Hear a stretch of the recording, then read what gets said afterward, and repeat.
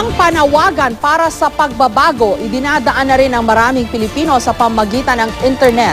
Ang isang website naging daan pa para sa pagbabago ng concert venue ni Sting sa Pilipinas matapos ang maugong na panawagan para rito.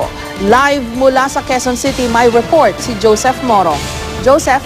Jessica, boses para sa mga pangkaraniwang mamamayan. Yan daw ang ibinibigay ng isang website, ang www.change.org. Ito na kaya nga yung bagong people power ng Facebook generation.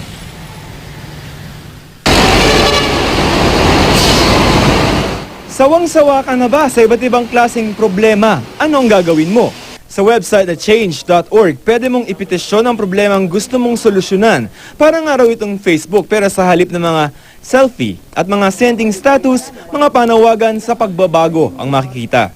Ang change.org ay isang space hindi para magreklamo, kundi para mag-suggest ng mga solusyon.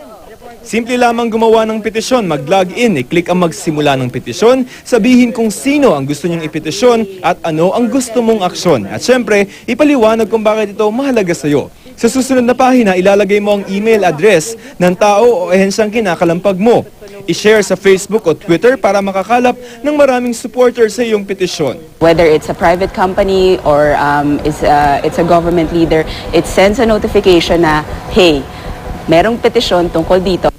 Ganito ang nangyari sa singer na si Sting nang mag-concert siya sa Pilipinas noong isang taon. Ipinitisyon siya ni Carlo Altomonte na huwag mag-concert sa venue ng isang malaking mall chain dahil nasa likod ito ng earthballing ng mga pine trees sa Baguio.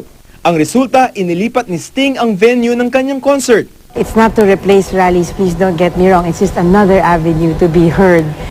Dagdag pa ni Badoy, mas napapadali nito ang pagtawag pansin sa mga problemang kailangan ng solusyon. Marami rin sa atin na talagang walang connection dun sa mga kinauukulan. So yung mga yun yung sinasabi ko, yung walang boses, at least aabot ito. Pero aminado ang change.org na kailangan pa rin maabot ang mga hindi online o mga taong maaaring wala namang internet connection. Sa datos nga ng International Telecommunications Union noong 2011, tinatayang 15% lamang ng mga households sa Pilipinas ang may internet access. 36.24% o lampas 1/3 ng populasyon ng Pilipinas ang gumagamit ng internet noong 2012.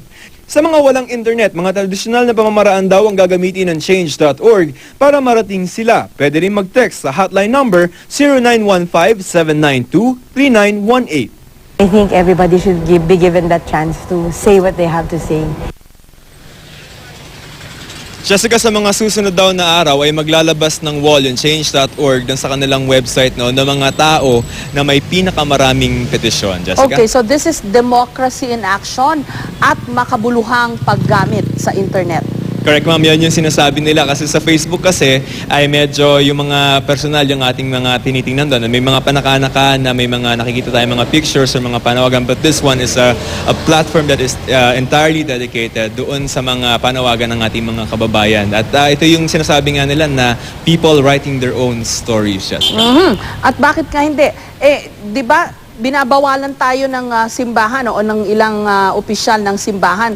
Huwag nang lumapit sa mga politiko for pondo or dole outs, no? Ito, the same process pero daan sa petisyon. Huwag hingi ng pera kasi nagpapatuloy yun ng patronage politics. Ito, we're making them accountable and we're also making sure na gagawin nila yung kanilang sinumpaang tungkulin, di ba? Tama yan, ma'am. Tayo, parang lumaki sa probinsya. Pag sa probinsya kasi, pag may reklamo ka, parang hindi mo alam kung saan ka pupunta, di ba?